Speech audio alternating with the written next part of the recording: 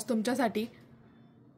तर बघा ब्लाऊजवर कशा पद्धतीने आपल्याला आरी वर्क करायचं आहे तर ते मी तुम्हाला सांगणार आहे। तर इथे बघा मी तुम्हाला डिझाईन दाखवलेली आहे। सर्वात प्रथम अगोदर ही डिझाईन मी कशा पद्धतीने केली तर याचा जो थोडासा व्हिडिओ आहे तर मी तो तुमच्यासोबत शेअर करणार आहे।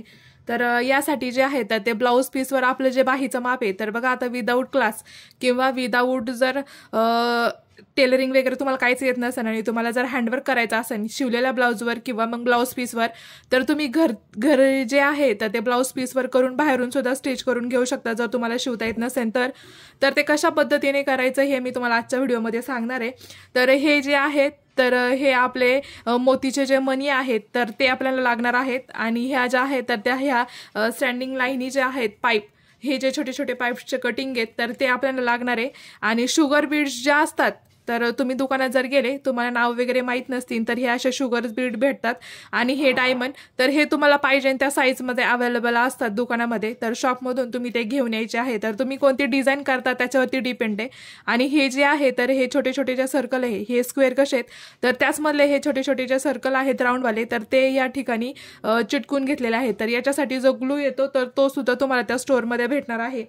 तर पुढचा विषय तर बघा ही जी सुई आहे तर ब्लाऊजवर हँडवर्क करताना जी नाजूक सुई असते तर त्यांनी ब्लाऊजवर हँडवर्क करायचं आहे। कारण काय होतं बघा ब्लाऊजला जे आहे तर ते होलं पडतात किंवा स्टिच वगैरे केल्यावरती एखाद्या वेळेस आपल्याकडून दोरा जो आहे ब्लाऊजचा तर खेचला जातो किंवा ओढला जातो। तर त्यामुळे ब्लाऊज पीस खराब होऊ नये यासाठी आपण जी सुई वापरणार आहोत तर ही सुई जी आहे तर ही तुलिपची आहे आणि त्यावरती लिहिलेलं आहे जपान। तर मी तुम्हाला आता ते नाव सुद्धा दाखवणार आहे। तर इथे तुम्ही बघू शकता त्या सुईवरचं जे नाव आहे ते तर ती सुई जी आहे तर ती 0.4 mm ची आपल्याला घ्यायची आहे। तर तुम्ही शॉपमध्ये गेले तर शॉपमध्ये तुम्हाला फक्त एवढं सांगायचं आहे की 0.4 नंबरची आम्हाला आरी वर्कची जी सुई आहे तर ती द्या। तर ती आणल्यानंतर जी पुढची प्रोसेस आहे तर तुम्हाला जी ब्लाऊजची डिझाईन करायची आहे तर ही जी डिझाईन आहे तर ही मी ब्लाऊजच्या हातावरती केलेली आहे। तर पहिल्यांदा तुम्ही जी आहे तर त्या ब्लाऊजच्या डिझाईनचा जो फोटो आहे तर तो तुम्हाला घ्यायचा आहे किंवा तुम्हाला जे हँडवर्क करायचं आहे ब्लाऊजवरती तर ते तुम्हाला माहीत असायला पाहिजे की त्यासाठी कोणतं साहित्य लागणार आहे ते। तर शॉपमध्ये तुम्ही जर गेला तर हे सर्व जे साहित्य आहे तर ते टेलरिंगच्या शॉपमध्ये जे आहे तर ते तुम्हाला इझिली भेटून जाईल।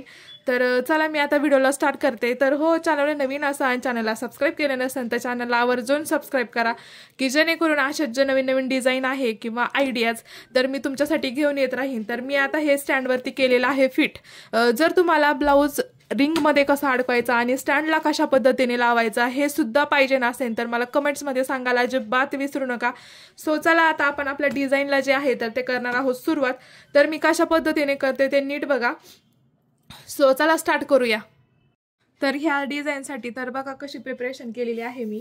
तर एका डिशमध्ये जे आहे तर हे मोत्यांचे मणी काढून घेतलेले आहेत आणि एका डिशमध्ये हे जे छोटे छोटे पायपिंग होते तर हे तुम्हाला व्हाईट कलरमध्ये सुद्धा भेटतात आणि गोल्डन कलरमध्ये सुद्धा। तर तुम्हाला कोणत्या पद्धतीची डिझाईन करायची तर त्यावरती सगळं डिपेंड आहे।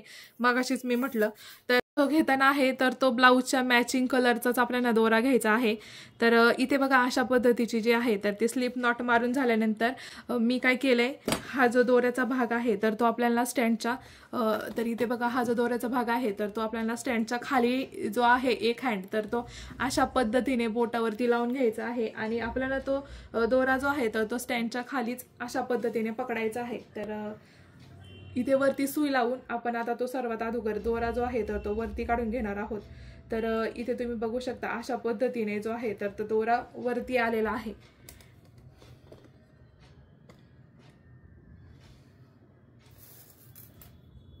तर हे जे आपल्याला पाईप आहेत तर ते अशा पद्धतीने सुईमध्ये घालून घ्यायचे आहेत।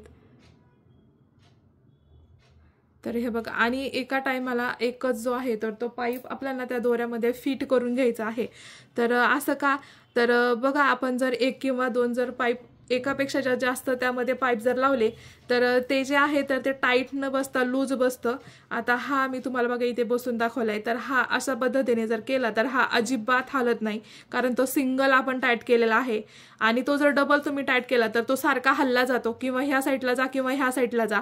आपली जी स्टँडिंग लाईन आहे किंवा रो तर ती एकत्र दिसत नाही, थोडासा इकडे गेला किंवा थोडासा इकडे गेला या पद्धतीचा जो ब्लाऊज आहे तर तो अंगावरती घातल्यावर दिसतो। तर यासाठी तुम्ही अशा पद्धतीने पद्धतीने काळजी घेऊ शकता। पद्धतीने जी आहे तर ती बाकीची डिझाईन आपण काढून घेणार आहोत असं म्हणायला देखील काय हरकत नाही। तर बघा ॲट अ टाइम एकच जो आहे तर तो आपल्याला अडकून घ्यायचा आहे। तर अशा पद्धतीने सुई जी आहे तर ते हे सुईचं जे टोक असतं तर ही पाईप घातल्यानंतर असं सरळ आपल्याला खाली घालून घ्यायचं आणि त्यात दोरा अडकवल्यानंतर उलट्या साईडने जे आहे तर ते आपल्याला इझिली काढून घ्यायचं आहे। अशा पद्धतीने त्यांनी लगेच जो आहे तर तो टाईट बसला जातो।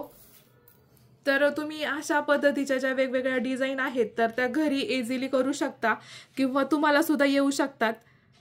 तुम्हाला जर अजून डीपमध्ये व्हिडिओ हवा असेल तर व्हिडिओला कमेंट्स करायला अजिबात विसरू नका। मी तुम्हाला खूप साऱ्या डीपमध्ये किंवा स्टार्टिंगपासून साऱ्या कपड्यावरती आपण कशा पद्धतीने स्लीप त्या चेन असतात तर त्या कशा पद्धतीने करू शकतो हात साफ करण्यासाठी किंवा प्रॅक्टिससाठी तर ते सुद्धा लवकरात लवकर तुमच्यासाठी व्हिडिओ घेऊन येत जाईन मी। तर तुम्हाला हवा असेल तर कमेंट्स करायला अजिबात विसरू नका।